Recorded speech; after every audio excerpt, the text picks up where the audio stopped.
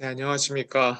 어, 오늘은 챕터 5장 점탄성체의 점도를 말씀드리겠습니다. 지난주에는 점탄성체의 탄성에 대해서 배웠는데 점탄성체의 점도, 점도는 액체가 어, 레이트가 발생했을 때 그것에 저항하는 힘을 말하는 거죠.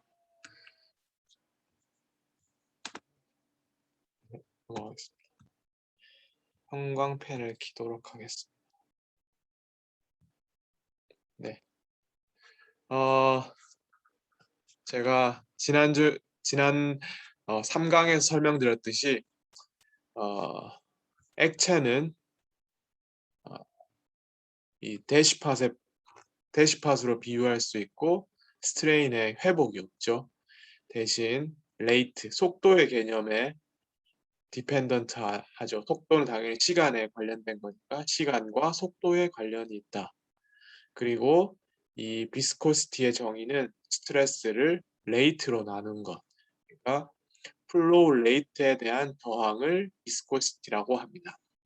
그래서 액체는 기본적으로 제가 떤 기기를 많이 사용한다 그랬죠? 시어, 어실레이팅, 로테이셔널 레오미터를 많이 사용하기 때문에 시어 레이트, 일롱게이셔널 스트레인과 일롱게이셔널 레이트로도 측정할 수 있지만 기본적인 데이터가 시어 레이트로 많이 되어 있기 때문에 시어 레이트를 먼저 공부해 보겠습니다. 시어 레이트는 말씀드렸듯이 이 힘을 주는 면과 바닥과의 높이가 중요하다 그랬죠. 그래서 관념상으로는 이 위에 판이 스트레스를 주는 이 판에 지나가는 속도를 높이로 나눠준 값. 그래서 여러분들이 걸레를 닦을 때 여기 좌우로 움직이는 손의 속도가 중요하고 손과 바닥과의 높이가 밀착되면 밀착될수록 많은 시어 레이트를 줄 수 있다. 뭐겠죠? 그래서 여러분들이 어, 그 비스코시티의 어느 정도의 감이 있어야 되니까 여러분들 일상생활에서 만날 수 있는 그러한 액체들의 점도를 알려드리겠습니다. 그러면 이것을 통해서 이 정도가 어, 점도가 이 정도 액체가 이 정도 점도를 말하는구나라는 것을 알 수 있습니다. 그래서 단위는 기본적으로 어, 이 파스칼 곱하기 초입니다. 왜냐하면 앞에서 돌아가면 여기 스트레스가 파스칼이죠. 네. 그 다음에 시어 레이트는 1 per sec거든요. 왜냐하면 속도를 높이로 나누면 미터가 날아가기 때문에 시간만 남게 돼요. 그래서 어, 파스칼 나누기 1 나누기 1분의 그 세컨분의 속도분의 1. 영어는 퍼라고 쓰니까 헷갈려서 1 per sec가 되겠죠. 그러면 나누기의 나누기니까 세크가 위로 올라가서 파스칼 곱하기 세크가 되겠죠. 그래서 단위는 파스칼 곱하기 세크. 보통 커피 우유가 0.02, 물이 보통 여기입니다. 물이 이 단위에 있고 소수점 단위에 있고 오일, 글리세롤 1. 그 다음에 뭐 꿀도 여러분 높다고 생각해도 10밖에 안 됩니다. 그리고 폴리머 멜트가 1000, 아스팔트, 끈적끈적한 아스팔트가 10만 정도 돼요. 시어 레이트의 감을 잡으라 그랬죠. 높이가 낮을수록 그리고 지나가는 속도가 높을수록 시어 레이트가 높아지겠죠. 1 per sec입니다. 말씀드렸듯이. 그러면 코팅을 가느다란 관을 지나가면 H 높이가 낮아지고 지나가는 속도가 빠르니까 시어 레이트가 매우 높겠죠. 이런 침전물 같은 거는 그냥 여러분들이 잘 섞여 있지 않는 그러한 커피나 이런 것들을 녹차 같은 것들을 어, 충분히 저은 다음에 가만히 두면 점점 가라앉죠. 그걸 말하는 거고 중간은 브러싱 뭐 이런 것들이 있을 겁니다. 그러면 점도는 뭐에 비례하느냐? 점도가 뭘까? 점도는 현상학적으로 아까 점도는 제가 흐름에 대한 저항이라 그랬는데 그건 이제 결과물 우리가 느끼는 결과물이죠. 물리적 결과물을 말하는 거고 원인은 뭐냐? 어, 흐름을 방해하려면 이런 흐름을 방해하는 덩어리들이 있어야 되겠죠. 덩어리들이 있어야 되는데 과연 순수 물이 100%면 물의 점도가 나오는 건데 물 안에 제가 그림을 그리겠습니다. 느리네요. 어, 이 비커에 물이 있습니다. 물이 있으면 물만의 점도가 있을 텐데 여기에 꿀을 좀 섞습니다. 꿀을 조금 섞으면 이 꿀도 분자겠지만 부피를 차지하겠죠. 그러면 어떤 관을 흐를 적에 물 분자보다 이게 점을 물 분자라고 보다 물 분자보다 큰 이러한 꿀 분자들, 뭐 설탕이라든지 이런 꿀 분자들이 지나가면 애들이 흐름을 방해하겠죠. 피 속에 콜레스테롤이 들어서 콜레스테롤이랑 기름 덩어리가 있으면 걔들이 흐름을 방해하기 때문에 점도가 높아져요. 그래서 아인슈타인이라는 이 위대한 과학자, 이변학의 매력이라고 하면 유명한 사람들이 많이 나온다. 아인슈타인이 나옵니다. 네. 아인슈타인이 나오는데 이 점도 S 이건 뭐냐면 이제 물이라고 치면 물의 점도죠. 1 플러스 2.5에 파이가 들어가는데 파이는 볼륨 프랙션인데 들어가는 분자와 몰레큘에 이제 들어가 파티클입니다. 그러니까 그럼 꿀이겠죠. 꿀을 한 15% 섞으면 물 점도 1 더하기 2.5 그 다음에 이 75% 0.25를 하면 이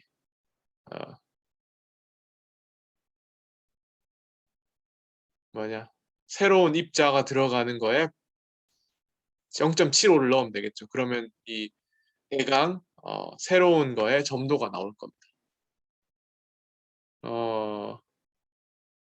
좀 이해가 안 가죠.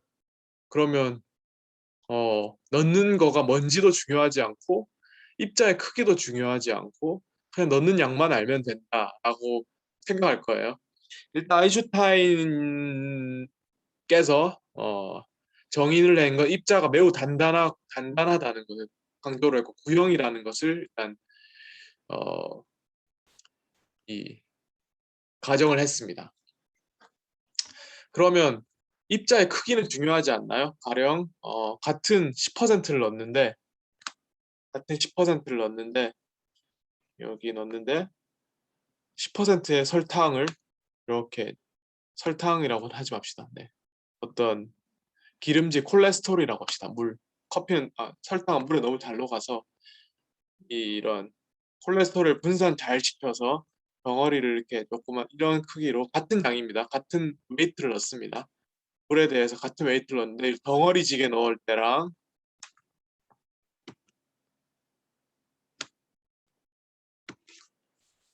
큰 덩어리를 3개 넣는 거랑 작은 덩어리 5개 넣는 게 그럼 같아야 되잖아요. 아마 이런 의문도 생길 거죠. 그리고 고분자도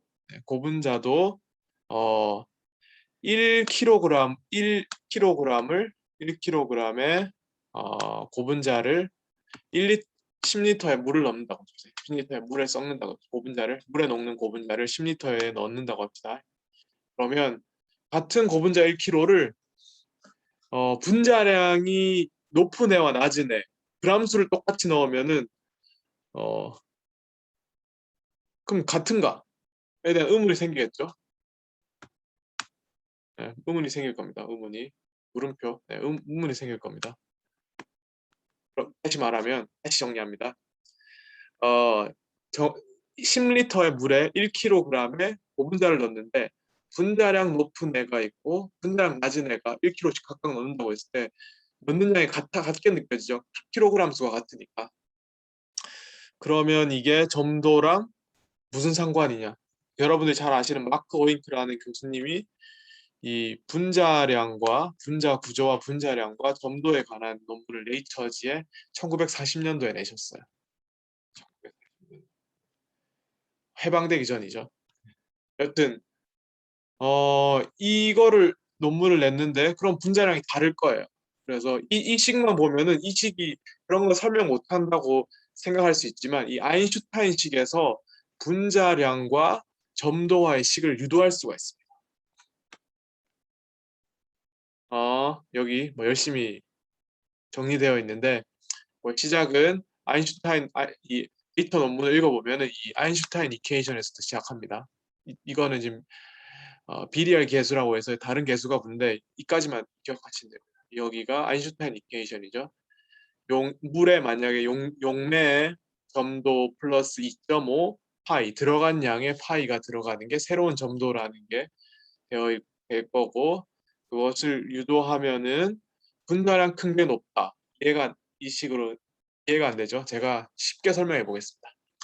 자, 분자량 10만짜리를 0.1몰 넣으면 같은 물 뭐 10리터라고 해봅시다. 물 10리터에다가 물 10리터에다가 1kg을 넣습니다. 똑같이 1kg 넣는데 하나는 분자량 10만짜리를 0.1몰 넣고 그 다음에 분자량 2,500짜리를 0.4몰 넣으면 둘 다 1kg를 넣는 거죠.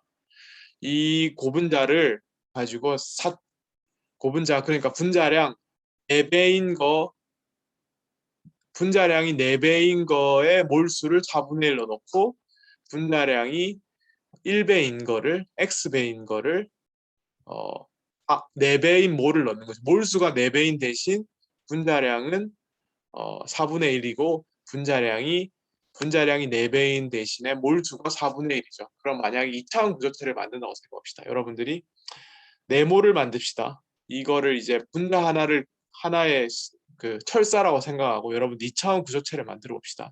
그러면 이 분자의 개수는 얘가 4배가 더 많으니까 이게 x 제곱이 4개 생길 거고요. 넓이를 치면 4x 제곱이죠. 그런데 분자량 큰 거는 개수는 하나지만 2차원 구조체를 만들면 분자량이 2차원 구조체의 넓이가 4배가 더 커집니다. 4, 4, 16이죠. 작은 걸 4개 만들 수 있는데 지금 제가 그림을 잘못 그렸는데 이걸 더 넓게 그렸어야 했는데 결국은 제 말을 이해하실 겁니다. 네. 분자량이 4배이지만 분자 개수를 x개인 거랑 그 다음에 분자량이 4분의 1밖에 안 되지만 몰수가 4배 들어가는 상황일 때 2차원 구조체를 만들면 분자량 크고 몰수가 적은 얘가 더 큰 구조체를 만들 수 있다는 겁니다. 이걸 왜 설명드리냐? 그러면 3차원 구조체를 만들어 보겠습니다. 그러면 분자량 4x짜리 1몰과 분자량 x짜리 4몰, 분자가 4배가 더 많은 대신 분자량은 x, 분자량은 4배지만 몰수는 4분의 1인 이런 상황일 때 넣는 그람수는 똑같습니다. 그러면 이것을 3차원 구조체, 예를 들면 스프링을 만들면 제가 계산을 다음 페이지 하겠지만 이게 가지고 있는 부피가 더 커요. 부피가 더 큽니다. 자, 여기에 보면 레디우스 오브 자이레이션이라 그래서 고분자가 용매에 녹으면 3차원 구조체를 형성하죠. 그것은 구형을 만든다 그래서 그것을 이제 랜덤 코일이라고 그러고 랜덤 코일의 모양은 일반적으로 구형이고 그것의 지름을 레디우스 오브 자이레이션이라 그러죠. 레디우스 오브 자이레이션은 레디우스 오브 자이레이션의 제곱은 분자량에 비례를 합니다. 만약 분자량이 그럼 결국은 분자량의 루트를 씌운 거 루트 몰레큘러 웨이트의 레디우스 오브 자이레이션이 비례한다. 분자량이 비례한다. 그러면 분자량이 4배가 되면 레디우스 오브 자이레이션은 2배가 되는 거죠. 분자량이 16배가 되면 레디우스 오브 자이레이션은 4배 증가하는 겁니다. 그러면 우리가 물 1리터에다가 분자량 4x짜리 1몰을 녹이는 것과 분자량이 1x인 거에 3몰 녹이는 이 두 가지 상황을 생각합시다. 그람수는 똑같이 들어가요. 그런데 radius of gyration은 이 루트 x가 되겠죠. 이 위에 같은 경우에는 radius of gyration 지름은 이 루트 x가 되고 여기는 그냥 루트 x가 되죠. 루트 x가 됩니다. 루트 x. 그러면 에러 부피를 구한다. 부피를 구하면 부피는 지름의 2.3승에 2.5승에 비례하는 거죠. 2.5승에 그죠? 1.5승에 비례하는 거죠. 네, 1.5승에 비례하는. 왜냐하면 3승에 비례하는 거죠. 지름의 3승에 죄송합니다. 지름의 3승에 비례합니다. 파이 r 세제곱이죠. 네, 파이 r 2분의 4 네, 세제곱 죄송합니다. 네, 세제곱에 비례합니다. 이 부피를 보면 버벅거려 죄송합니다.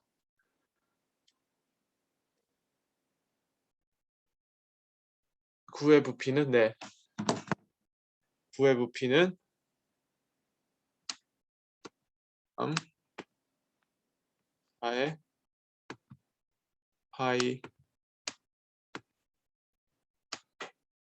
파이 r 세제곱에 비례하죠. 그러면 얘를 세제곱하면은 부피의 비례계수가 나올 텐데 8배가 되는 거죠. 그러니까 고분자량의 1몰이 부피가 8배가 더 높아요. 그 대신 뭐 몰수가 4배 작기 때문에 8배인 것을 1몰 하는 거랑 8배인 것을 1몰 하는 거랑 1몰 하는 거랑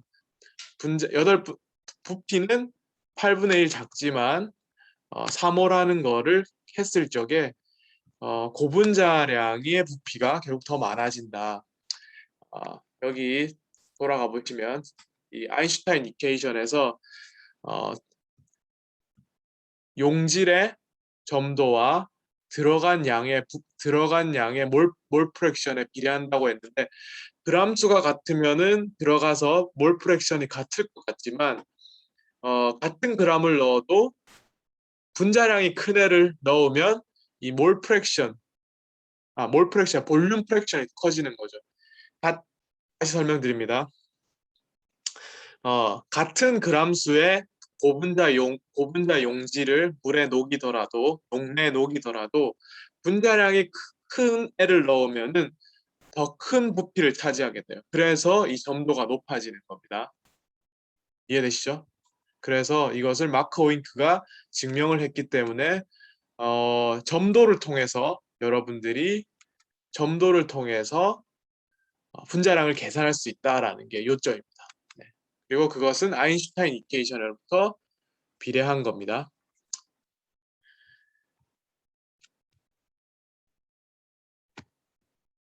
레이저 포인터. 네. 그러면 일반적인 액체, 여러분들이 아는 뉴토니안 플루이드, 순수 액체, 제가 말했죠. 점성체와 탄성체로 세상에 있는 물질을 이분법으로 나눴을 때 점성체를 말할 텐데 점성체는 액체적 성질이 없는 거죠. 그럼 그런 것들은 어떤 것들이냐? 물, 아세톤, 에탄올, 글리세롤 이런 것처럼 고분자 체인이 아니면 시어에 따라서 모양이 변하지 않기 때문에 엔트로픽 스프링 역할이 없어서 그런 고체가 가지는 그런 특성을 가질 수가 없죠. 그래서 앞서 말씀드렸듯이 이 시어 레이트가 증가함에 따라 스트레스는 선형적으로 증가하고 이 기울기를 우리는 비스코시티라고 정의한다고 뉴턴이 정의했죠. 그러면 이걸 미분한식 비스코시티로 하면 시어 레이트에 의해서 이 시어 레이트도 시어 레이트만 해도 됩니다. 시어 스트레스 되고 시어 레이트도 되는데 X축을 시어 레이트로 잡아야 되고 시어 스트레스 잡아야 되는데 우리 똑같이 그냥 시어 레이트라고 합시다. 시어 레이트를 X축으로 잡았을 적에 비스코시티는 일정하다. 여기는 미분한 값. 일정하다. 이게 뉴토니안 플루이드 순수 점성체의 거동입니다. 그러면 제가 힌트를 드렸죠. 순수 점성체는 시어 레이트가 증가함에 따라 비스코시티가 일정하기 때문에 이렇게 선형인데 일정하지 않다면 이렇게 올라가거나 이렇게 내려가겠죠.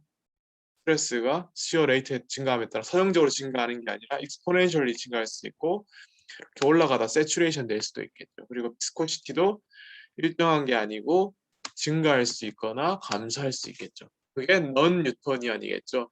그러니까 이거는 순수 점성체가 아니라 탄성력을 가지기 때문에 발생하는 현상이라고 보면 됩니다. 그 이유는 앞서 이전의 강의에서 설명드렸듯이 물이나 아세톤, 에탄올 같은 경우에는 그 분자가 사슬 구조가 아니라서 뭐 엔트로피로 해서 꼬이는 게 없겠죠. 근데 고분자 멜트나 액체 상태에는 고분자는 레디우스 오브 자이레이션이라고 해서 랜덤 코일 형태를 갖고 그 랜덤 코일은 외부 응력에 따라서 펴질 수가 있겠죠. 펴짐에 따라서 점도가 점점 떨어지거나 그리고 그것이 다시 회복하려는 리코일링, 엔트로피 스프링에 의해 돌아가려는 힘 때문에 액체가 아닌 특성을 나타내기 때문이라고 말씀드렸습니다. 아까 했던 말 그대로 반복하겠습니다. 힘, 스트레스는 타우, 스트레스는 점도 곱하기 시어 레이트고 이거는 항상 일정합니다.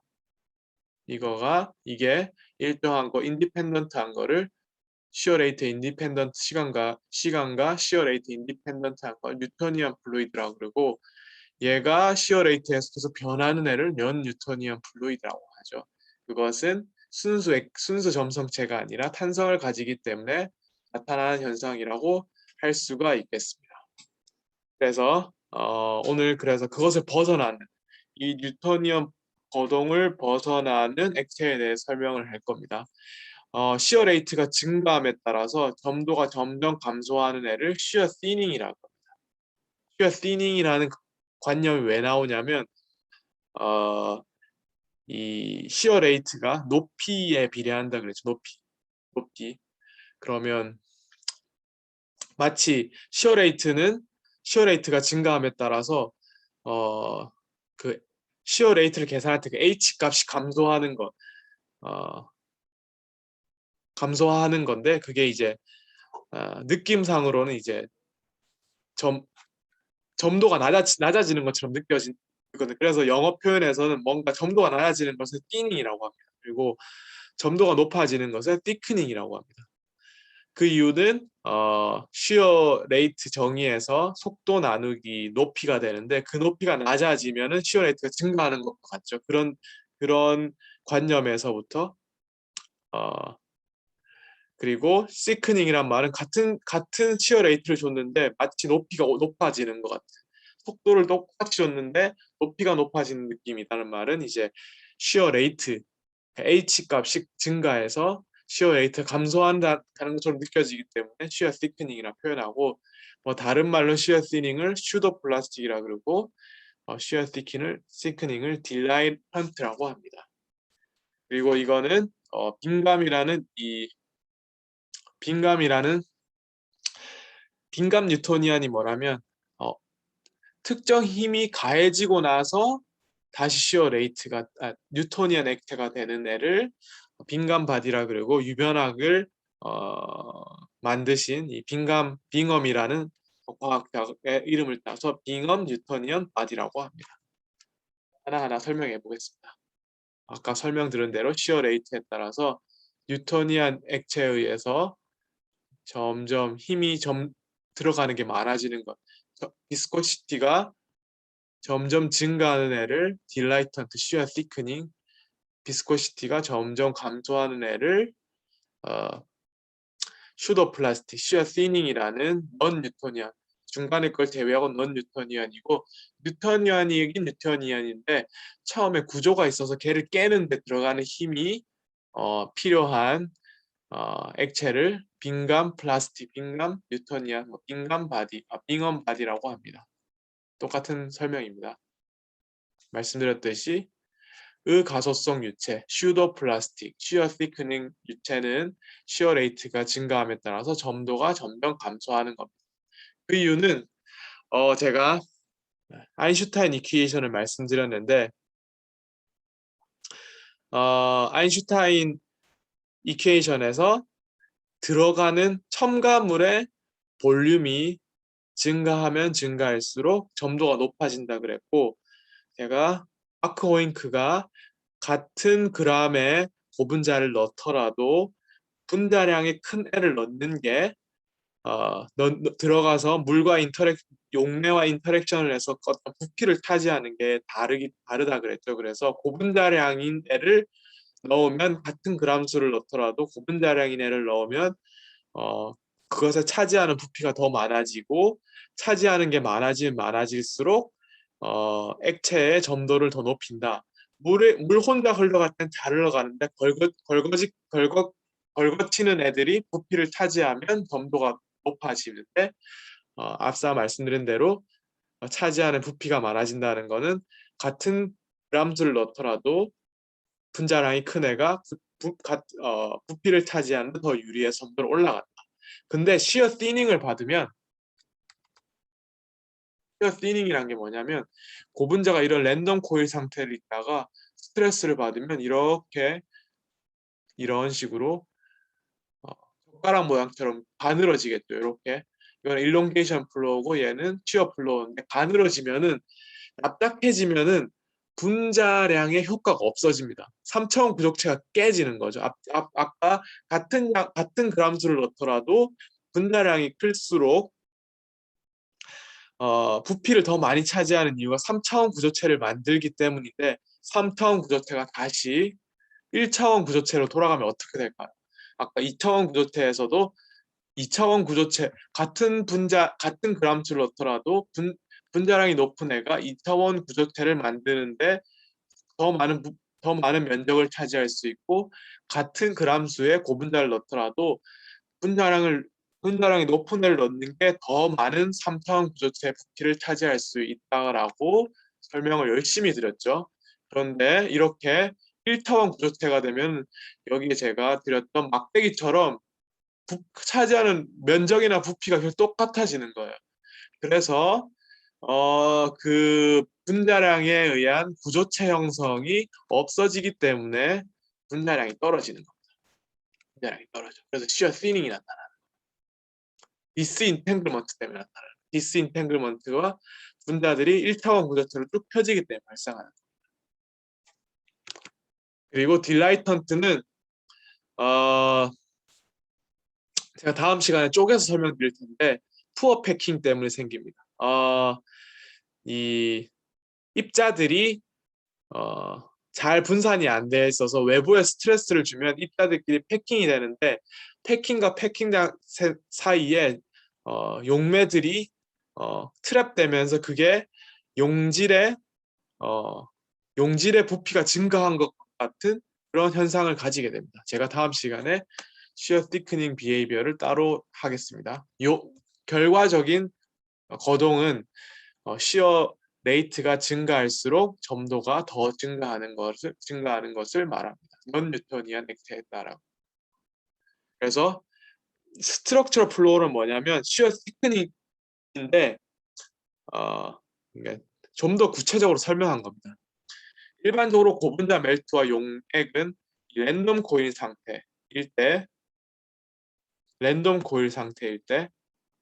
코일 상태일 때 그 구형의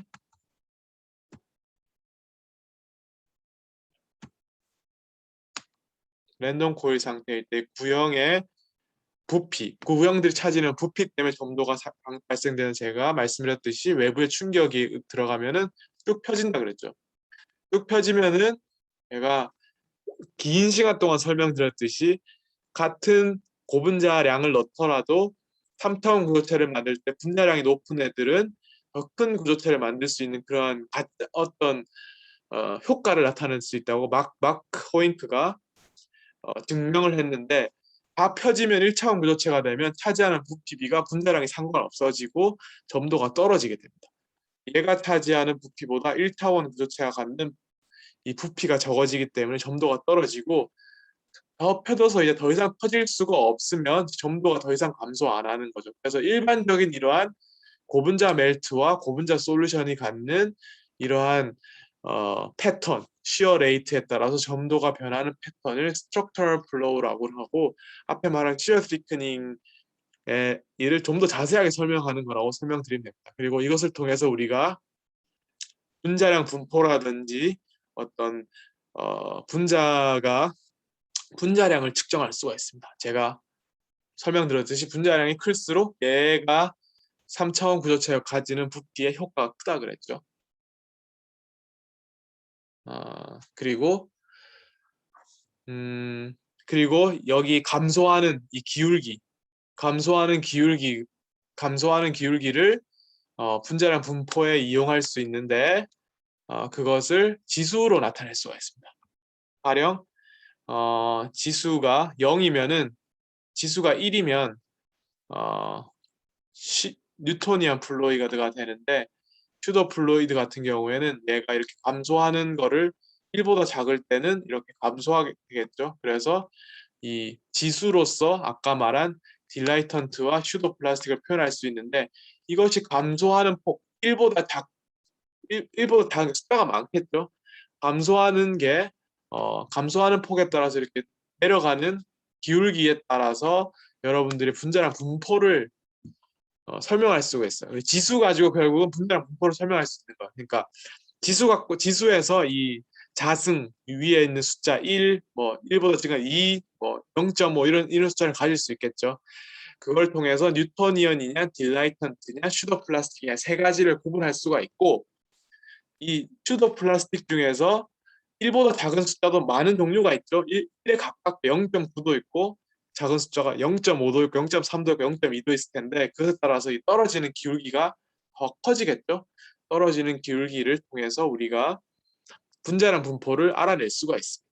이거는 다음 시간에 제가 여유가 생기면 설명드리고자 합니다. 그리고 비스코시티에 영향을 줄 수 있는 거는 말씀드렸듯이 온도는 당연하죠. 온도는 올라가면 온도가 높아질수록 분자들이 플렉서블해지고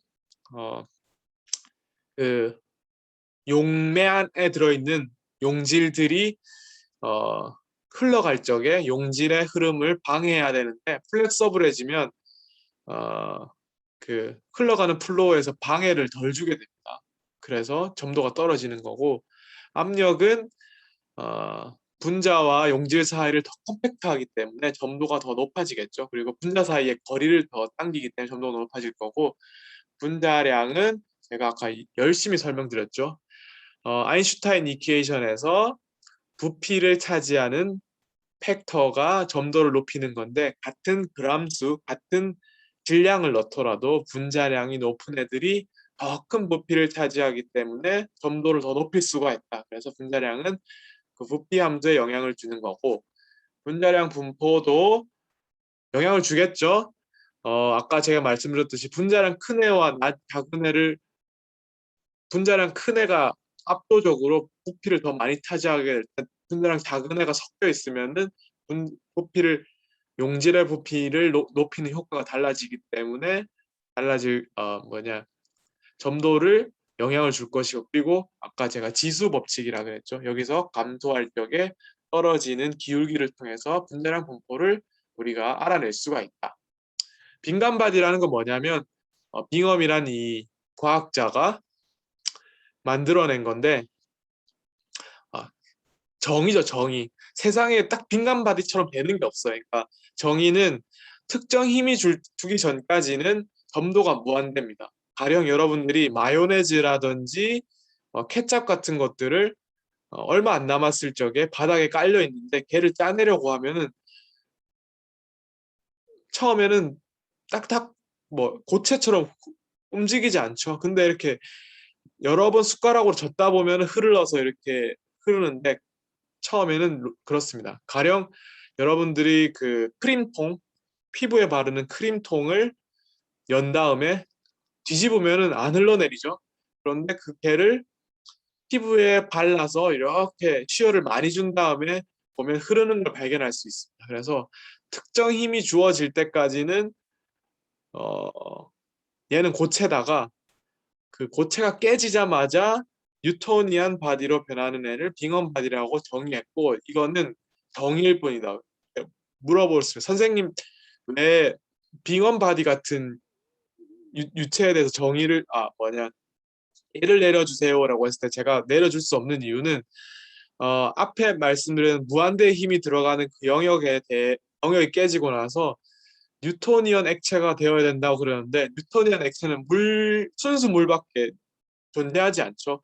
조금이라도 고분자가 섞여 있는 순간 깨지고 나서도 뭐 딜라이던트가 됐든 저기 뭐냐 시어 티닝이 됐든 시어 시크닝이 됐든 뭐가 될 텐데 그거 깨지자마자 점도가 선형적으로 더 이상 증가하지 않고 컨스탄트한 이 뉴턴 바디를 만드는 게 어렵겠죠. 그래서 사실은 빙엄 바디라는 건 현실적으로 존재하지 않지만 이런 정의를 알고 있어야